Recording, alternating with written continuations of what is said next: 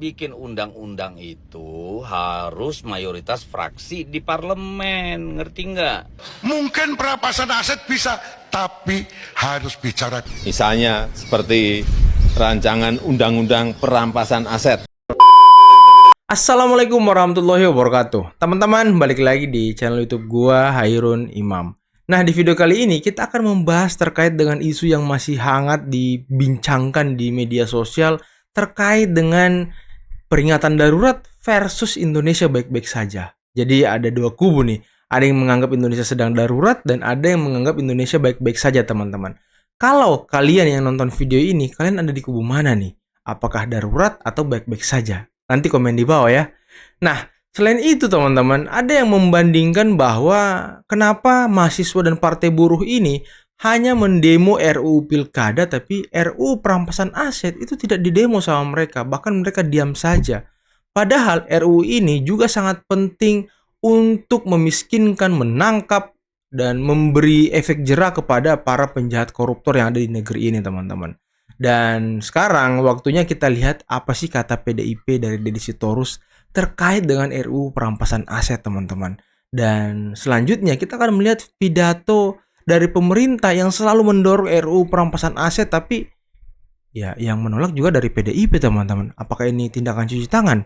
Oke, tanpa perlu berlama-lama lagi, mari kita simak videonya berikut ini. Ada yang nanya atau bilang, PDIP sahkan dong undang-undang perampasan aset. Buzzer. Buzzer, asik. PD Perjuangan itu hanya satu fraksi. Bikin undang-undang itu harus mayoritas fraksi di parlemen, ngerti nggak? Ngerti. Jumlah anggota, bahkan dalam jumlah anggota pun PDIP kalah 104, 110, atau katakan sekarang 128. Tetapi anggota DPR itu berapa, Dek? 570-an. Kalah nggak? Kalah. Jadi kalau kalian mau nuntut undang-undang perampasan aset, tuntut pada 8 partai yang kemarin menggolkan undang-undang revisi pilkada. Nah, mungkin Om Deddy Sitorus ini lupa kali ya. Sebelum Anda berpisah dengan Pak Jokowi, mungkin sekitar 2-3 bulan lalu, atau 4 bulan lalu lah sebelum Pilpres, teman-teman. Anda ini kan dengan partai Anda masih berada di kabinet gitu, masih berada di koalisi Indonesia Maju. Yang juga undang-undang perampasan aset ini dari sejak 4 tahun lalu gitu, pemerintah mendorong undang-undang ini agar segera disahkan. Ya selama 3 tahun lebih atau 2 tahun lebih Anda dan partai Anda kemana aja gitu? Kenapa nggak memperjuangkan? Karena kan Anda ini salah satu partai yang mengusung Presiden Jokowi gitu. Tapi bentar, setelah ini kita akan ingatkan Bang Deddy Sitorus, semoga beliau ingat terkait dengan ucapan dari Bambang Pacul saat diminta oleh Pak Mahfud MD untuk mendorong undang-undang perampasan aset, teman-teman. Pak, undang-undang perampasan aset tolong didukung, Pak. Biar kami bisa ngambil begini-begini nih, Pak. Tolong juga pembatasan belanja uang kartal didukung, Pak. Karena orang korupsi itu, Pak, nurunkan uang dari bank 500 miliar dibawa ke Singapura, ditukar dengan uang dolar, lalu dia bilang ini menang judi karena di Singapura judi sah, lalu dibawa ke Indonesia sah. Padahal itu uang negara, Pak. Itu pencucian uang, Pak. Pak Mahfud tanya pada kita, tolong dong undang-undang perampasan aset dijalanin.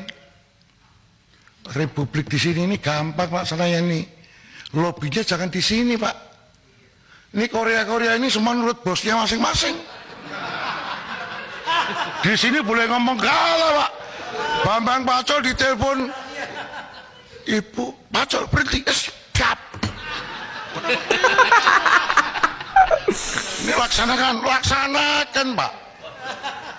Jadi 2 presiden pernah nanya sama saya, pembatasan uang kartal sama ini RUU ini yang mana ya Pak Presiden?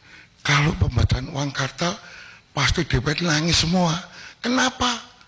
Masa dia bagi duit harus pakai e-wallet Pak? E-walletnya cuma 20 juta lagi. Nggak bisa Pak. Nanti mereka nggak jadi lagi. Oh iya. Loh, saya terang-terangan ini. Gitu loh. Mungkin perampasan aset bisa, tapi harus bicara dengan para ketum partai dulu. Kalau di sini nggak. Waduh. Mau perubahan ini kan bagaimanapun kalau demokrasi itu pilarnya parpol. Nah itu masalahnya. Mau memperbaiki sesuatu itu harus lewat parpol. Tapi ketika disampaikan ke parpol, parpolnya tidak mau. Mulai dari mana?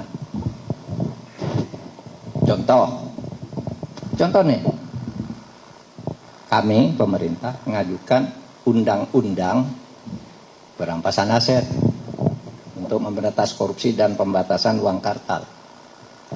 Kita baik, masyarakat mendukung tuh di mana-mana tuh perampasan aset bagus. Masuk ke DPR, mana bisa? Kami ini kata parpolnya, kata anggota DPR, kami ini hanya Korea di sini. Bambang Pacul ya kan tadi. Bukan tuh bos di sana. Bapak bilang ke bos di sana itu, jangan bilang ke kami gitu. Parpol kan? Aset telah melalui perjalanan panjang. Sejak gagasan awalnya di tahun 2010, kemudian Pak Jokowi, Presiden Jokowi. Maka sekarang pemerintah per tanggal 4 Mei. Per tanggal 4 Mei tahun 2023, Presiden sudah mengeluarkan 2 surat. Satu surat Presiden kepada DPR yang dilampiri dengan rancangan undang-undang tentang perampasan aset dalam tindak pidana.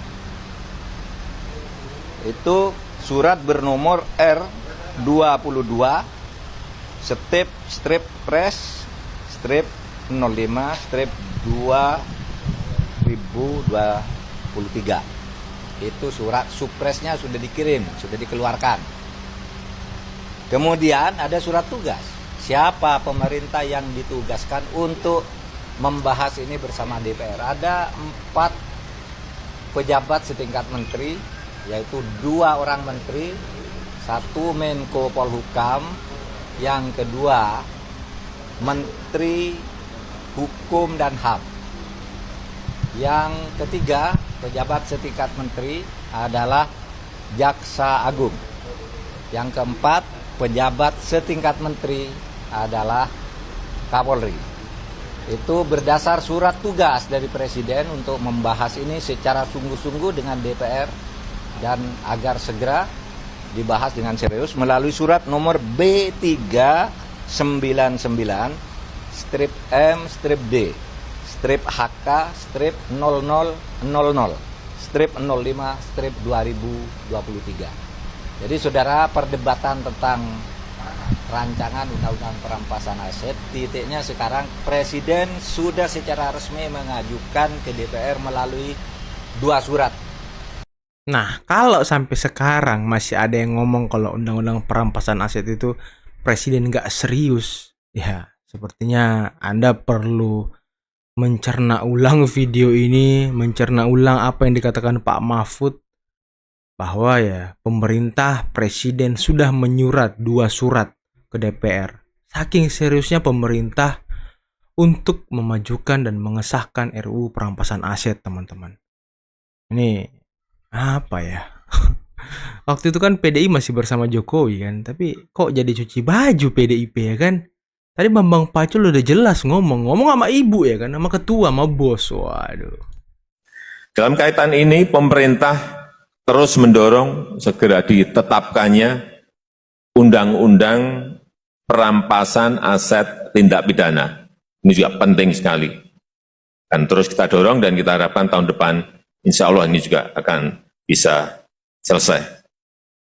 Agar penegakan hukum yang berkeadilan dapat terwujud secara profesional, transparan, dan akuntabel, dan untuk meningkatkan kesejahteraan rakyat.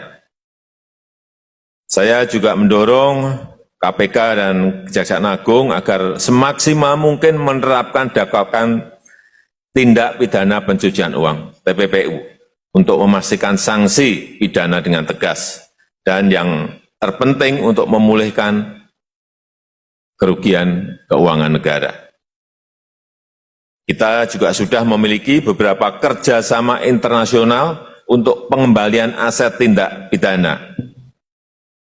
Perjanjian bantuan hukum timbal balik dalam masalah pidana, Treaty on Mutual Legal Assistance, sudah kita sepakati dengan Swiss dan Rusia. Mereka siap membantu penelusuran, membantu pembekuan, membantu penyitaan, dan perampasan aset hasil tindak pidana di luar negeri. Oleh karena itu, buron-buron pelaku korupsi bisa terus dikejar, baik di dalam maupun di luar negeri. Aset yang disembunyikan oleh baik para mafia, mafia pelabuhan, mafia migas, mafia obat, mafia daging, mafia tanah, bisa terus dikejar dan pelakunya bisa diadili. Masyarakat menunggu hasil nyata dari pemberantasan korupsi yang langsung dirasakan oleh rakyat melalui terwujudnya pelayanan publik yang lebih mudah dan terjangkau, pembukaan lapangan kerja baru yang lebih bertambah dan berlimpah, serta harga kebutuhan pokok yang lebih murah. Bapak Ibu yang saya hormati, pemberantasan korupsi tidak boleh terus-terusan identik dengan penangkapan. Pemberantasan korupsi harus mengobati akar masalah. Pencegahan merupakan langkah yang lebih fundamental. Nah, ini lagi kemarin kan ada yang ngomong tuh para buzzer-buzzer oposisi teman-teman. Mereka tuh bilang gini, kalau undang-undang perampasan aset disahkan, orang yang pertama akan dicokok oleh KPK atau orang yang pertama akan diadili dan ditangkap oleh penegak hukum itulah Jokowi dan keluarganya. Waduh, ini aneh banget gitu. Kalau dalilnya seperti itu, nggak mungkin presiden bersama pemerintah terus mendorong undang-undang perampasan aset kalau presiden akan ditarget, kalau presiden sadar dia korupsi. Ya nggak make sense gitu. Jadi Mbok ya, kalau ngomong, kalau mau berkomentar itu sesuai fakta aja. Nggak mungkin pemerintah mau mendorong terus-menerus, mengusahakan terus-menerus RUU perampasan aset kalau Pak Jokowi selaku presiden itu bermasalah secara hukum terkait dengan korupsi, teman-teman. Ya logikanya seperti inilah. RUU perampasan aset ini mandek di DPR dan sampai sekarang tidak pernah menjadi pembahasan. Ada yang bilang tadi seperti kata Deddy Sitorus, sekarang kan koalisinya gemuk nih, koalisinya Pak Jokowi gemuk guys. Ya kemarin kemana aja? Kenapa baru sekarang bersuara seperti itu? Lagi cuci baju kah? Asik. Aduh. Selamat sore. Pak, ada tanggapan terkait sejumlah demo yang terjadi belakangan ini, Pak, dan bagaimana dengan mahasiswa yang masih ditahan, Pak? Ya, negara kita, Indonesia ini adalah negara demokrasi. Penyampaian aspirasi, penyampaian pendapat, ini adalah hal yang baik dalam demokrasi dan saya sangat menghargai itu, saya sangat menghormati itu, dan saya titip, mohon penyampaian aspirasi itu dilakukan dengan cara yang tertib dan damai, sehingga tidak merugikan, tidak mengganggu aktivitas warga lainnya. Nah, ini pesan baik dari Presiden Jokowi. Katanya mahasiswa, intelektual, mendukung dan berdiri di atas penderitaan rakyat. Tapi kok membuat rakyat menderita ya dengan melakukan macet-macetan, menutup jalan. Masyarakat yang pulang kerja sore hari itu susah untuk pulang ke rumah, kondisi mereka capek, mereka mau istirahat, malah jalannya ditutup.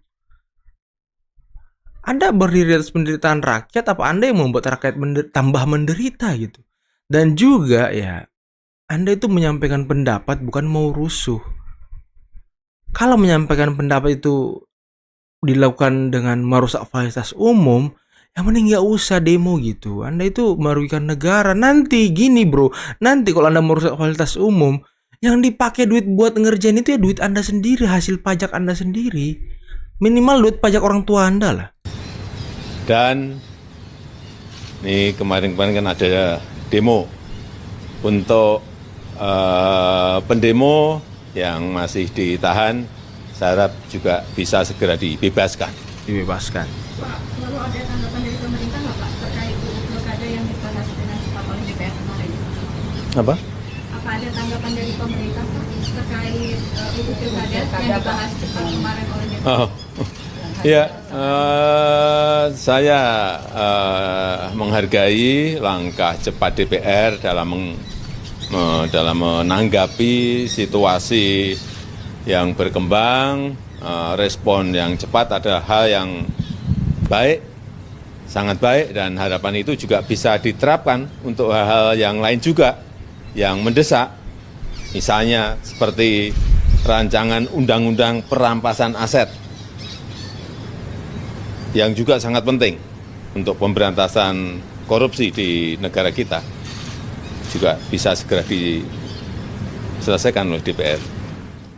Nah, ini lagi-lagi teman-teman, Presiden menekankan RUU perampasan aset. Kalau lagi-lagi dalil soal Presiden yang akan dicokok, Presiden yang akan dijemput oleh KPK setelah RUU perampasan aset ini disahkan, ya nggak mungkin Presiden mendorong RUU ini terus. Orang itu nggak mungkin membuat sebuah aturan kalau itu merugikan dirinya sendiri. Dan itu terjadi di DPR, teman-teman. Karena ya buktinya RUU perampasan aset ini tidak pernah disahkan, ya kan. Ya mungkin mereka punya dalil-dalil sendiri, kong kali kong sendiri dari para pembuat ataupun calon-calon orang yang ingin korupsi gitu ya kan. Dan ini perlu dipikirkan sama DPR. Semoga nanti di pemerintahan Pak Prabowo RUU ini bisa disahkan, teman-teman, dengan power, dengan semua elit yang berada di bawah perintah Pak Prabowo semoga bisa mengesahkan RUU perampasan aset ini. Dan itu yang kita harapkan, teman-teman, agar ini menjadi efek jera dan efek kejut dan menimbulkan rasa ketakutan bagi para koruptor untuk melakukan kejahatan gitu. Ini kan kalau ini disahkan, maka ya korupsi diharapkan berkurang sehingga pendapatan negara kita bisa baik, investor bisa masuk. Karena kan kalau banyak korupsi di negara kita, investor nggak mau masuk juga, teman-teman. Nanti duit investasi mereka dimakan orang-orang tertentu juga. Itu kan yang para investor tidak mau. Dan inilah salah satu yang menghambat para investor untuk masuk ke Indonesia, teman-teman. Banyaknya penjahat-penjahat, koruptor-koruptor yang selalu memakan uang rakyat, teman-teman. Ya, semogalah teman-teman segera disahkan RUU perampasan aset ini. Dan mungkin video ini juga sampai di sini dulu. Semoga kita semua selalu sehat. Kita doakan pemimpin-pemimpin kita selalu sehat juga, selalu bekerja, selalu memikirkan rakyat, selalu mengedepankan rakyat, dan selalu membuat aturan-aturan yang memang untuk rakyat semata, teman-teman. Oke, jangan lupa teman-teman like, subscribe, dan share videonya. Akhir kata, billahi taufiq wal hidayah. Wassalamualaikum warahmatullahi wabarakatuh. Bye-bye.